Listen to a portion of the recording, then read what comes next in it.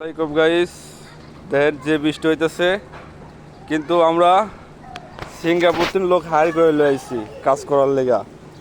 আর এই দেখেন বৃষ্টির ভিতরে ছাতা, দেখেন দর্শক, দেখেন দেখছেন ছাতার অবস্থা। আপনাদের যদি কেউ লাগে তো কোয়েন, 12 তারিখে আমাকে ছাদটা ডালাই হবো, খুব পিসার, কোনো বন্ধ নাই, বৃষ্টির ভিতরেও কাজ চলবে। এটা আমাদের সিঙ্গাপুর থেকে বড় ভাই আছে উস্তাদ, তার ছাতা এটা। যদি আপনাদের কেউ লাগে তো বলেন, আমারে কমেন্টে জানাইবেন, দিমু আমি, সমস্যা নেই। দেখেন দর্শক, দেখেন বাংলাদেশের লোকের কিন্তু এরকম কোনো টেকনিক নাই যে এরকম ছাতা বানাইবো।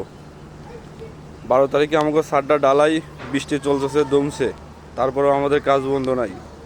আর বাংলাদেশে যারা লোক আছে সব দেন কাজ বন্ধ। দেখছেন ওই যে পাশে একটা ছাদ দেওয়া যায়, এটার কাজও কিন্তু বন্ধ।